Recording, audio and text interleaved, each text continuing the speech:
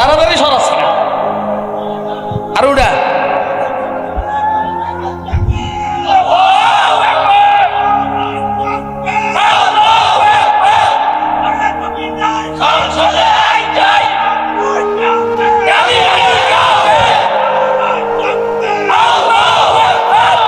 খতমে রসুল নজমে সুবুল সুবহ হেদায়াত, খতমে রসুল নজমে সুবুল সুবহ হেদায়াত, হক্কা কে নদীরি তু আল হক বশিরি, হক্কা কে নদীরি তু আল হক বশিরি। আয় খতমে রসুল উম্মত তু খৈর উম্মত, আয় খতমে রসুল উম্মত তু খৈর উম্মত, চু সমরা কে আয়াদ হামাদর ফসল আখিরি, চু সমরা কে আয়াদ হামাদর ফসল আখিরি। পোস্টার নাম সবার উপরে, বয়ান সবার পরে, মুহাম্মদ মুস্তাফা সাল্লাল্লাহু আলাইহি সাল্লামের নবুয়তের পোস্টারে নাম সবার উপরে আর আগে, বয়ান সবার পরে। হুজুর বলেন কুনতু নবিয়ান ওয়া আদম বাইনাল মা'i ওয়াত তিন, আমি তখনও নবী যখন আদমের সৃষ্টি হয় নাই। নাম সবার আগে, নাম সবার উপরে, বয়ান সবার পরে, ঠিক না বেঠিক? তাহাজ্জুদ পড়বা, আওয়াবিন পড়বা, চাশত পড়বা, ইশরাক পড়বা, আরো কত কি করবা, মগর মুহাম্মদের খতম নবুয়তকে অস্বীকার করবা। তুমি কাফের, তোর 14 গোষ্ঠী কাফের। যারা কাদিয়ানীদেরকে কাফের বলবে না, তারাও কাফের, তারাও কাফের বলেন না। আমার কি কথা বুঝতেছেন আপনারা? ইন্নান নবুওয়াত ওয়ার রিসালাত কাদ ইনকাতাত ওয়া লা রাসূল বাদি ওয়া লা নবী। নবুওয়াত আর রিসালাত শেষ হয়ে গেছে, এখন আর নতুন নবী আসবে না, জিল্লি আসবে না, বুরুজ আসবে না, কথা কয় না কেন? ছায়া নবী আসবে না, আসবে শুধু একমাত্র হযরত ঈসা আলাইহিস সালাম। পুরান মাল, পুরান মাল বুঝছেন? অর্থাৎ খানা খাইতে গেলে যখন তরকারির আইটেম শেষ হয়ে যায়, তো শেষে যদি কোনো তরকারি আনতে বলে, আর যদি না থাকে তো ওই পুরান তরকারি দেয়। এটা দিলে আপনি বুঝবেন যে আর তরকারি নাই, পুরান তরকারি। আল্লাহ যদি নবী বানাইবার ইচ্ছা করতেন পরে, ঈসা আলাইহিস সালামরে পাঠাইবার দরকার ছিল না। আরে কথা কয় না কেন? ঈসা আলাইহিস সালামকে পাঠাইবার দরকার ছিল না।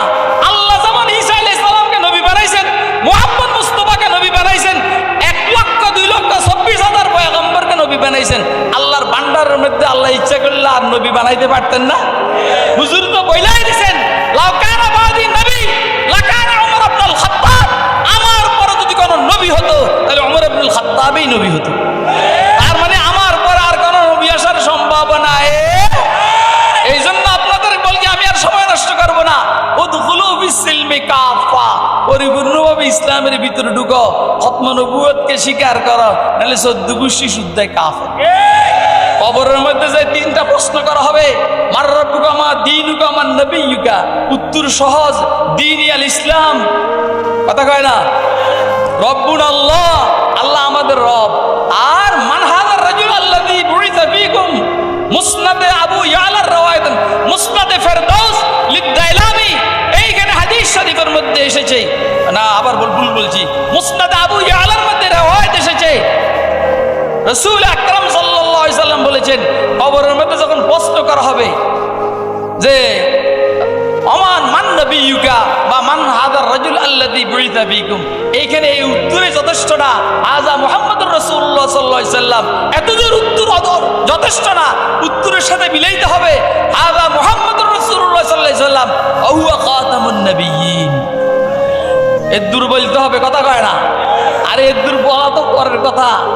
এরা তো রব্বি আল্লাহ বলতে পারবে না, এরা তো দ্বীন আল ইসলাম বলতে পারবে না। যারা ইসলামের সাথে দুশমনি করে, এরা কেমনে ইসলাম দ্বীন আমার, ইসলাম আমার দ্বীন? এরা উলামায়ে কেরামকে অন্যায়ভাবে জেলে আবদ্ধ রাখে যারা, এরা কিভাবে বলবো আমার দ্বীন ইসলাম? কথা কয় না? যারা উম্মতের উলামায়ে কেরামকে অন্যায়ভাবে জেলে রাখে, এরা কিভাবে বলবে রব্বি আল্লাহ? কথা কয় না কেন? তৃতীয় নম্বরটা তো পরে, আজা মোহাম্মদ রসুল এত সোজা, তুই দাঁড়াইয়া বুতস, মোহাম্মদ কি এই কাম করছে? তুই দাড়ি ছাসস, মোহাম্মদ কি এই কাম করছেন? তুই ঘুষ খাস, মোহাম্মদ কি এই কাম করছেন? তাহলে তুই কেমনে বলবি হাদা মোহাম্মদ রসুল্লাহ সাল্লাল্লাহু আলাইহি সাল্লাম?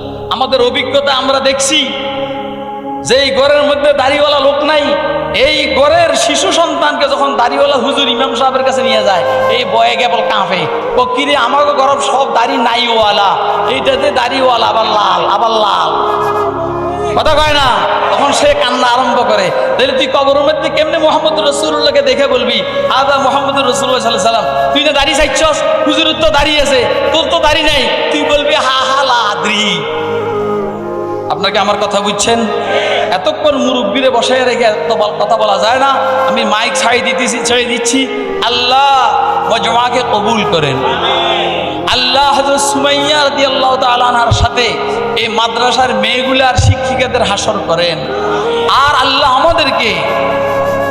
আমাদেরকে মুরব্বীর নেতৃত্বে এই দেশের সংসদে কাদিয়ানীদেরকে অমুসলিম ঘোষণা করার এই দাবি আদায় করার তৌফিক দান করেন।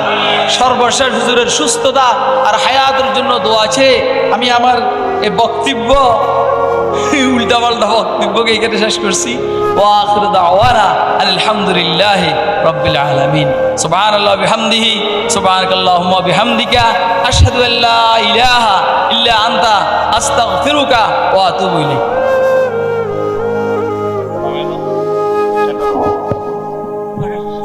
সম্মানিত হাজিরিন,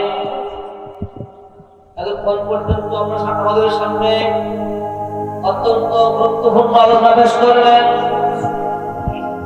দ্বারা নির্যাতিত মজলুম আলেম, বিশিষ্ট ইসলামী চিন্তাবিদ, শাইখুত তাফসীর আল্লামা খুরশিদ আলম